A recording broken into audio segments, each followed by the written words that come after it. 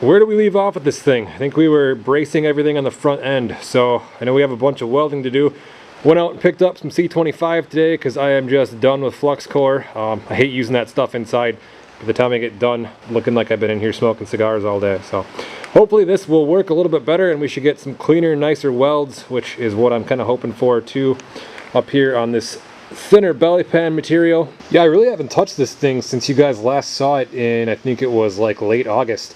I did set the engine back into it and the original pipe just to make sure I was going to have clearance. Got in here and did some precision work with a BFH. I do have a tuned pipe sitting up there off of an Escapade. One day that's going to make its way in there, but I think your boy needs to buy a TIG welder before that happens. So for now, we're just going to run this big ugly thing and make it work. So I guess let's pull that all back out of there now that I know it fits, and we'll get to cutting and welding.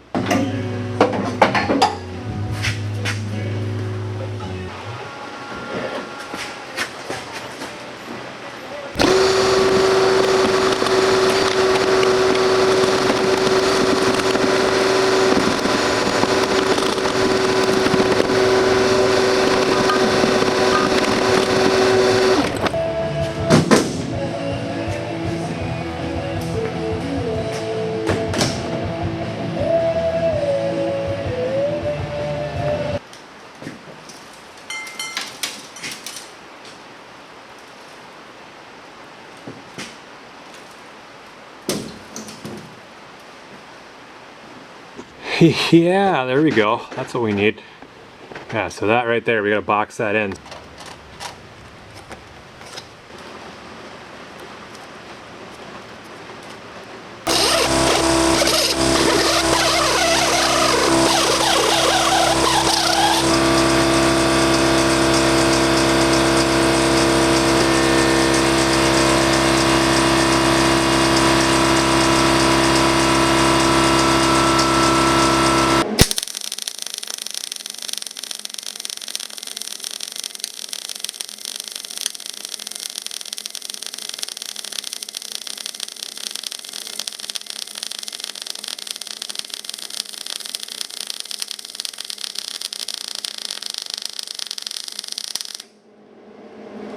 Well, there's one side down. Not my best work, but should hold.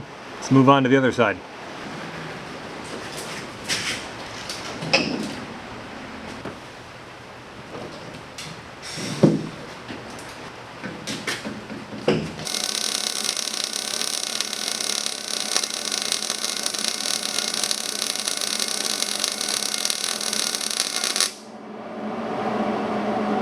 Hindsight being what it is, you know, this maybe wasn't the best platform to do this with, just considering how rusty the belly pan is, but we'll make it work. We can get a couple years of use out of it at least. Alright, moving on to the shock towers. These, well, the flat bar that is the shock towers. It's extending down below the belly pan here by about a ½ inch. I gotta trim that up and then get that full welded.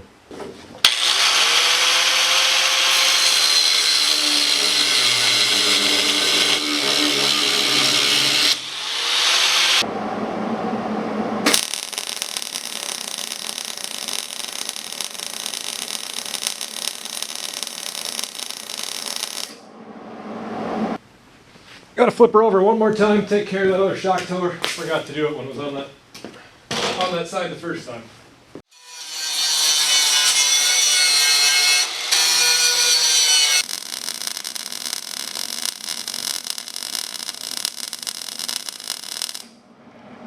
Well, I think that's a good start for the weekend. It's getting a touch late. I'm gonna head inside, get some food, and I will meet you guys back out here in the morning.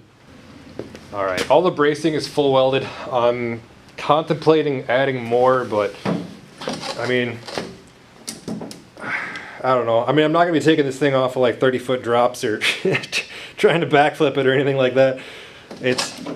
I mean, I'm 230, 235. Like, I think this is fine. I don't think I have to worry about anything. Like, I don't know. My mind's telling me to add more bracing, but this, just doesn't seem like it's necessary at that point, so I think I'm gonna leave it alone.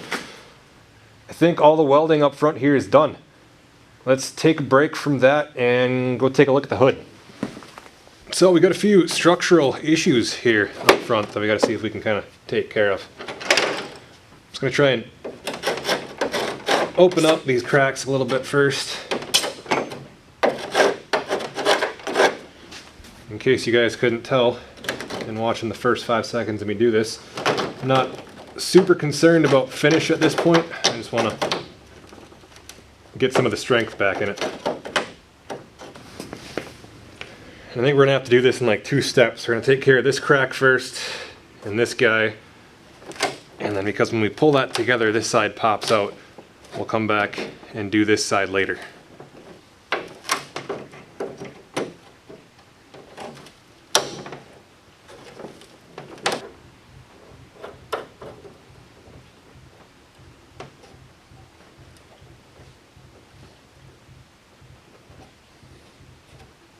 Alright, let's see if I can remember how to mix this stuff up.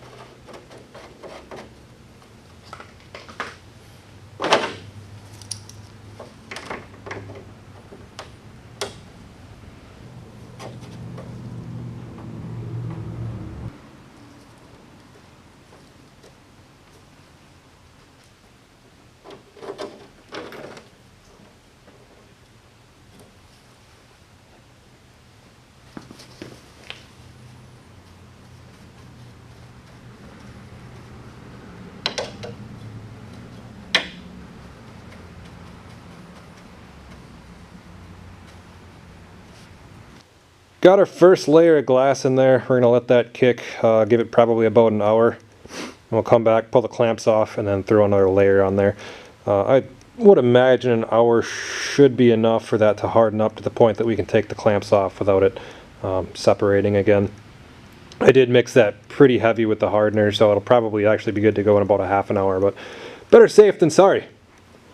So while the hood was drying over there, I've been working on trying to get the boot wells to fit around our trailing arm brackets again, and we should be good to go. I had to do quite a bit of trimming, but yeah, that looks pretty decent. We'll be able to rivet that back in place. Well, combination rivet and weld, and that is good to go, it looks like. So I think we're gonna hold off on putting that in yet. Kind of want to should clean this up a little bit. I've been sitting here debating what I'm going to do as far as paint and stuff like that, and I think, like I said, I'm just going to run it this year, and then next year I think I'm actually going to strip it down, take it in, and get it sandblasted. Or maybe I'll buy a sandblaster, I don't know. It's just way too much grinding with a wire wheel, too much of dust. I don't really feel like dealing with that, so I think sandblasting is going to be the way to go for sure, and that way I can definitely get into all the tight spaces. So that's probably going to be our plan for that going forward. But for now, I think pretty much all the fabrication that I'm going to do is done, with the exception of welding the boot wells back in.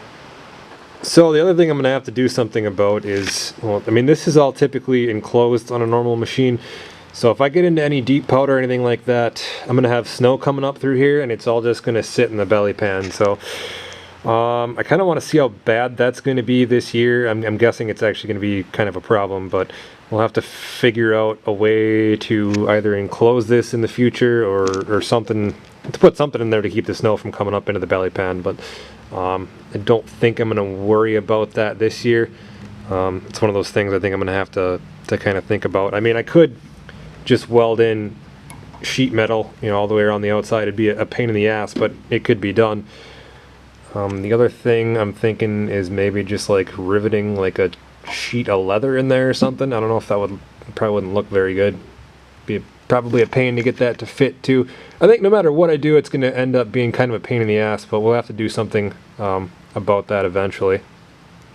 So for now, let's get this thing cleaned up. I want to get all the grinding dust and shit out of it and bucket wash the belly pan out there.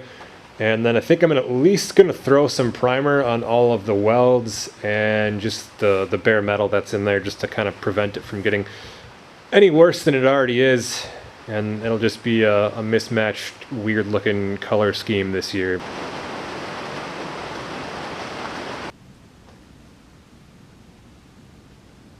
Well, at least the rust isn't going to get any worse this year.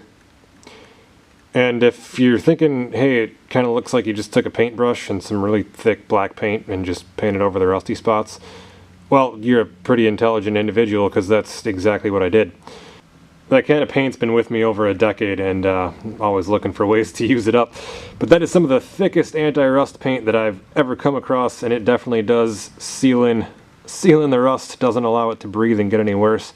Probably going to suck when I take this thing to get sandblasted. They're probably going to charge me extra to blast that off of there, because it is very hard to remove. But who knows, maybe we'll just leave it like that.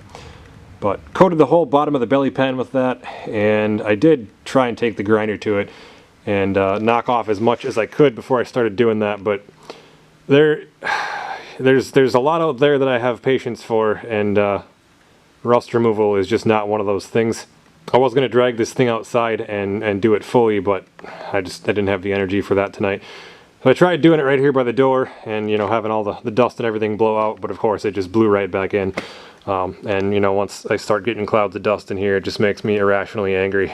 And because it takes forever to clean everything once it gets covered in rust dust, and that's some of the worst shit to have all your toys covered in. So, and I mean, if you're into like goofy ass Mad Max urban camo paint jobs, then I mean it doesn't look all that bad, but that'll definitely get redone in the future.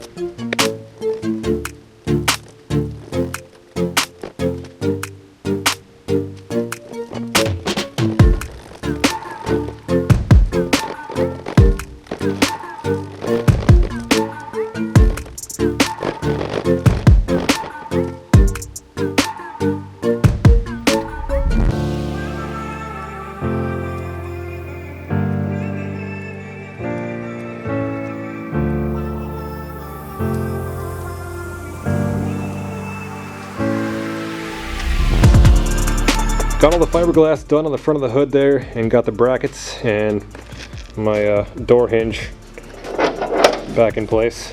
Also reinforced the corner back there that had a couple cracks in it. So once the belly pan is dry and we have the engine and everything back in there, this will be good to go back on. And this is not pretty work by any means. Just wanted to get some strength back into the cracks. And like I keep saying here, I think we're gonna revisit this thing next summer and maybe try and make it look a little bit better. But this year, just keep thinking ultimate ditch banger. That's what we're going for. Just want to get on it and ride and just enjoy the snow when it gets here.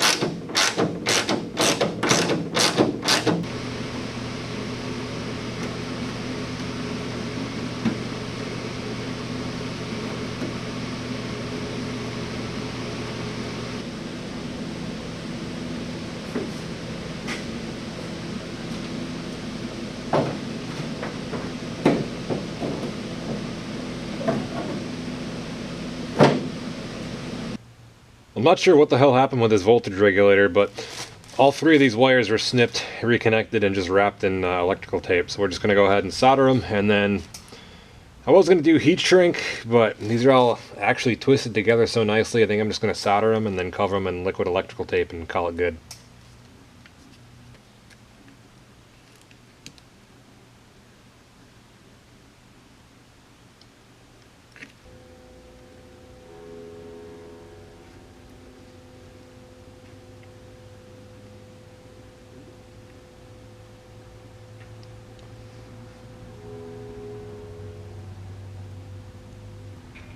Alright, those all look pretty good.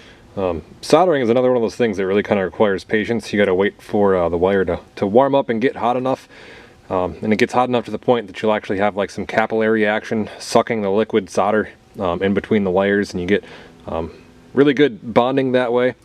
You kind of tell the difference when you're doing it. You can really see, like if your wire is still too cold, you don't have enough heat in it, the solder is just going to kind of ball up and stick to the outside. But once you get it hot enough, like I said, it actually works its way in between the wires, and that's how you get a really good bond. So those are almost cool enough now. We can go ahead and throw some liquid electrical tape on them, and then that'll be good to go.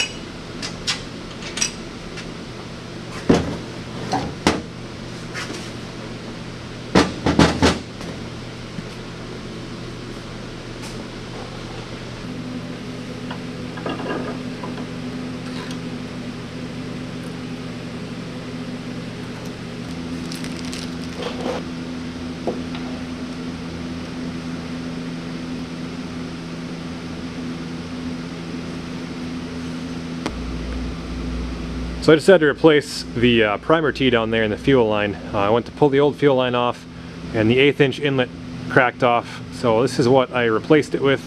If you can find one of these, or find these online somewhere, and you never want to have to worry about your plastic breaking again, definitely the way to go. Astronomically more expensive. I think these are like, you know, you buy them in a kit, it's like under $1 for 10 of them or something like that. These are about, ended up being like $7 a piece, something like that. But I don't know, I always like to go with overbuilt stuff whenever I can, especially in situations like this. I mean, whenever I want to change that fuel line out, I'm sure, you know, if I put a new plastic one in there, it would have broke just like this one did. So this definitely not going to break, so that's what we put in there. And for those of you that are interested, they're just 1/4 by 1/4 by 1/8 T-fittings. You can find them on McMaster Car, or these I think came off of eBay in a 3-pack for like 20 bucks. So like I said, not cheap, but buy once, cry once type of deal. You'll never have to replace these again.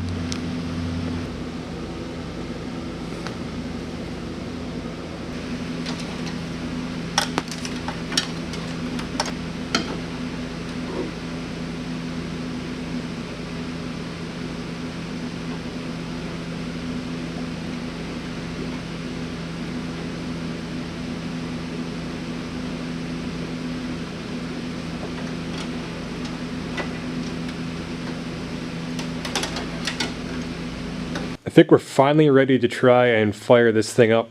I just put the wiring harness back in it, checked that we have spark, and we do. Still quite a few more like little naggy things that need to be done with the wiring harness especially. And I mean, I got to get, like for my welds, welding in the boot welds and everything, I got to get some paint on those. Still want to get something done on the rear end here, just kind of like, I don't know, do something with the tunnel just to finish that off a little bit. I think I'm actually going to go cut the end off of the Renegade tunnel and try and do something with that, but that's going to be probably in a different video, or I might not film that, I don't know. And I did get the tail light for this too, but I'm not going to put that on there yet because this wiring harness is still a mess and I got to go through that. And just like I said, still straightening everything out, but again, that's pretty boring, so I'm not going to film that.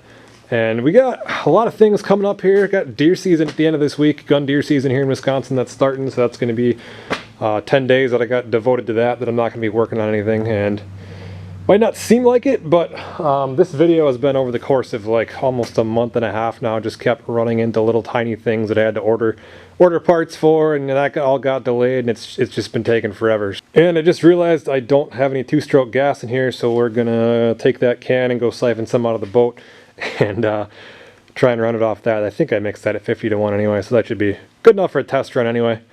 But yeah, I'm gonna go do that. We'll grab some fuel and then we'll try and fire this thing up. All I have in here for fuel transfer is this little mixing jug that came with that Chinese chainsaw that I got. So this might take a few trips.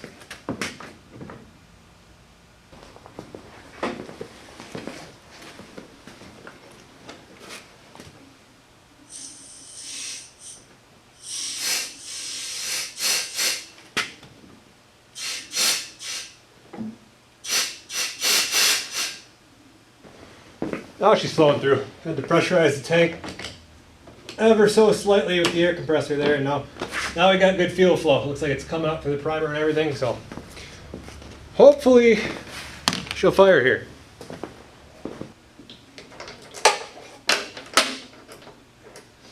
I'm just a touch concerned about the throttle cable too.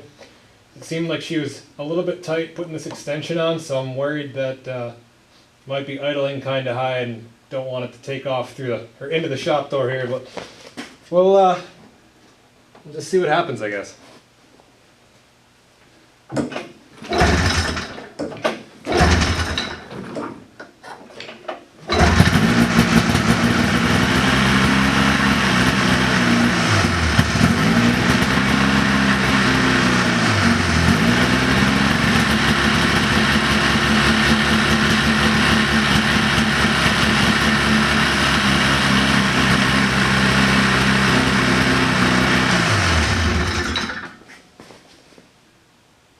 Well, obviously she was running. Not seeing too much smoke coming out here though. So I don't want to run it for too long. Like I said, I don't know what that fuel on the boat was mixed at. And it didn't really look all that mixed coming out of the tank there either. So like I said, don't really want to run it like that for too long. Give her one more pull here though.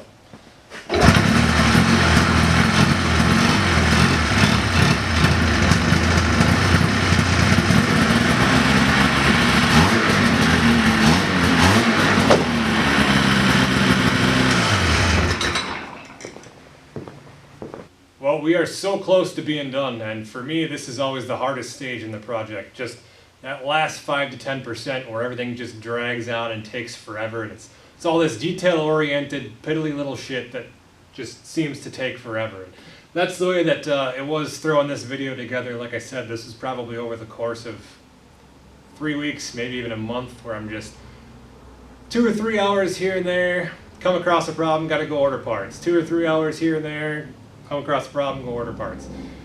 And like I said, still got some stuff left to do. I gotta make another pivot adapter down here at the bottom, because what's down here now is actually a solid piece of steel. It's stupid to have that extra weight there, so I'm just gonna make another one out of probably the other half of those handlebars that I used to make the adapter for the Summit sitting behind you guys there. And like I said, just gotta get the hood latches on, tail light, and then finish up the wiring, take care of that, and I don't know, maybe just clean the thing up. She's pretty freaking dirty right now. But other than that, I think this will probably be the last time you guys see it until it hits the snow. Well, if you're still watching, thanks for sticking around to the end. I appreciate it. And if you happen to be riding anywhere in northern Wisconsin this year, keep an eye out for this thing broken down on the side of the trail. I might need a hand.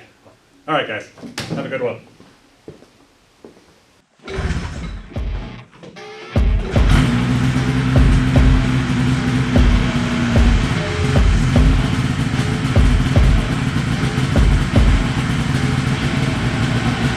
I see a road rolling up, Uber black Cadillac, high heel boots, and a sexy body full of tats.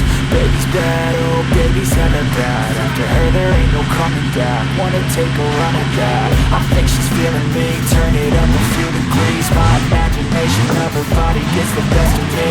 Oh gosh, she's such a tease, big lips, bruised knees. I'm addicted to her, need her touching me, cause she got a bad little waist. And we tearing down this place, off the liquor that we chase. Casamigos to the face, baby I don't need no space. Coming closer for a taste, and I'll show you how I make everything just fade away. Cause she's like sex, drugs, cocaine,